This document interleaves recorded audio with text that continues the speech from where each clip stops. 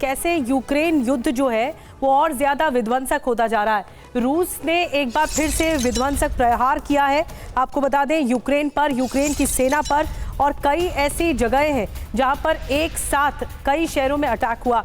Ukraine drone warfare को अंजाम दे रहा है, तो यूक्रेन पर आपको बता दें 60 से ज़्यादा ड्रोन अटैक किए गए हैं रूस की ओर से।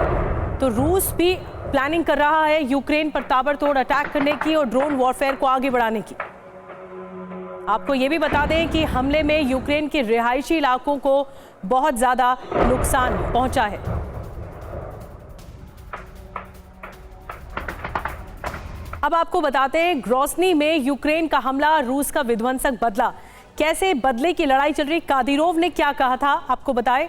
यूक्रेन के हमलों पर रूस का पलटवार है ये। रूस के हमलों से दहले यूक्रेन के कई शहर, मिलिट्री और इंडस्ट्रियल साइट्स पर हमला है।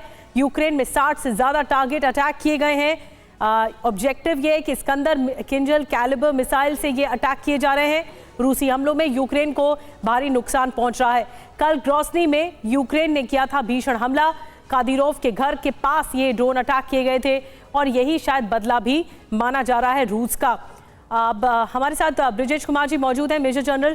ब्रिजेश जी, आप क्या समझते हैं कि ये जो लड़ाई है, क्या ये खांचों में बंटकर उन एरियाज में जा रही है जहां रूस जेन्युइनली कब्जा करना चाहता है, ताकि पीस टेबल पर ये मुद्दा आए तो रूस इस बात के लिए दमखम के साथ बोल सके कि हमने इन इलाकों को कब्जे में ले लिया है?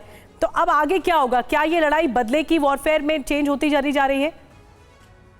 निधि, 4 वर्ष होने को आए हैं, अभी कोई भी पार्टी इस क्या कहते, इस नतीजे पे नहीं पहुंची है, इतना कॉन्फिडेंस नहीं है, इतना पंच नहीं बचा है कि अपनी मर्जी से काम कर सके। लेकिन हाँ, चूंकि संधि होने का अच्छे संभावना है, तो लास्ट मोमेंट पे हम चाहते हैं कि जितना हम कब्जा कर पाएँ, हमारी बार्गेनिंग पोजीशन उतनी इम्प्रूव हो जाएगी।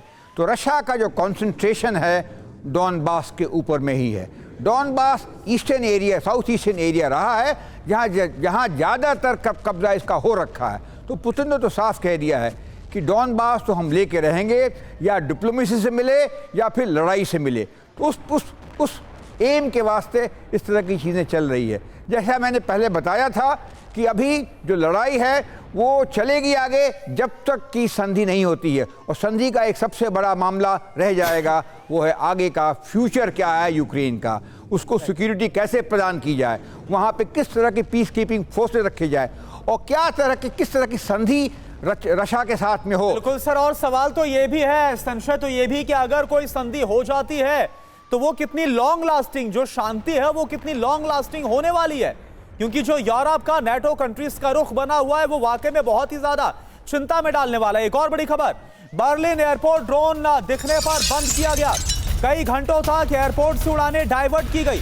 कई एयरपोर्ट पर ड्रोन अटैक का खतरा बहुत ज्यादा बढ़ा है। ये देखिए आप, बर्लिन एयरपोर्ट को बंद करना पड़ा, ऑपरेशंस को बंद करना पड़ा, क्योंकि यहां ड्रोन देखे गए, स्पॉट किए गए। कई घंटों तक एयरपोर्ट से उड़ानों को डाइवर्ट किया गया, no take off, no landing.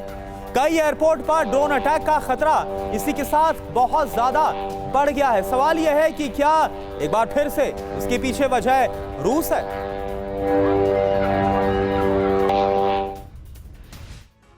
तो पहले फ्रांस और अब जर्मनी एयरपोर्ट पर ड्रोन का खौफ किस तरह से है। बर्लिन ब्रांडेनबर्ग एयरपोर्ट ड्रोन देखने पर बंद कर दिया गया। कई घंटों तक यात्रियों को इंतजार करना पड़ा। ड्रोन एयरपोर्ट सुरक्षा के लिए बड़ा खतरा बन गया है। सरकार ने नई एंटी ड्रोन यूनिट को तैनात किया है। एयरपोर्ट पर हाईटेक सिस्टम लगाने शुरू कर दिए गए हैं। जर्मनी में क्रिटिकल इंफ्रास्ट्रक्चर पर खतरा बहुत ज्यादा बढ़ गया है। एयर ट्रैफिक मैनेजमेंट पर पहले से भारी दबाव है। शरदेंदु सर, ये किस तरफ इंडिकेट कर रहा है? क्या ये कोई तैयारी, अगर रूस इसके पीछे है, तो क्या अब ये रूस की यूक्रेन से आगे बढ़कर यूरोप के खिलाफ कोई बहुत बड़ी तैयारी? देखिए, यूरोप में एक तरीके का खौफ तो पुतिन का है। चाहे वो जर्मनी हो, फ्रांस हो, इंग्लैंड हो, उनको डर है कि कहीं अगर एस्केलेट होता है युद्ध तो ये उनकी धरती पे आएगा। और जिस तरीके से जर्मनी तैयारी कर रहा है, उसने अपना रिक्रूटमेंट बढ़ा रखा है, अपने रेगुलर फोर्सेस की संख्या बढ़ा रखी है, पूरा डिफेंस प्रोडक्शन बढ़ाता चला जा रहा है। तो एक शक तो है ही है उसके ऊपर। और जब भी ड्रोन जैसी चीजें दिखती हैं तो उनको आशंका होती है कि ये किस पर्पस के लिए आया है, क्या किस तरीके की इंफॉर्मेशन गैदर कर रहा है। एक सैटेलाइट इमेजरी से आपको इंफॉर्मेशन मिलता है, एक रियल टाइम इंफॉर्मेशन ड्रोन से मिलता है, क्योंकि सैटेलाइट इमेजरी से जो आपको इंफॉर्मेशन मिल रहा है उसमें टाइम लैग होता है, आधे घंटे 2 घंटे कितने रोटेशन पे वो सैटेलाइट फिर उसी पॉइंट पे आ रहा है। लेकिन ड्रोन आपको रियल टाइम इंफॉर्मेशन देता है, लिहाजा सारे के सारे लोग चौकन्ने। इसी तरीके के ड्रोन पोलैंड, हंगरी में भी देखे गए थे। तो एक तरीके की प्रिपेयर्डनेस है रशिया की, कई कंटीजेंसी पे वो काम कर रहा है, किस फ्रंट को ओपन करना है, किस तरीके का वो अपना डिफेंस करेगा, कि कौन से टारगेट को स्ट्राइक करेगा, इसका अपडेशन टाइम टू टाइम और ये लूपहोल्स भी नजर आ रहे हैं, क्योंकि एक तरफ जो यूरोप है, जो यूरोप के नेटो कंट्रीज हैं, वो रूस के खिलाफ अपनी स्ट्रेटेजी बना रहे हैं, रणनीति बना रहे हैं। लेकिन ये मेजर लूपहोल है कि कैसे एक के बाद एक अगर घुसपैठ हो रही है तो उसको भी नहीं रोक पा रहे।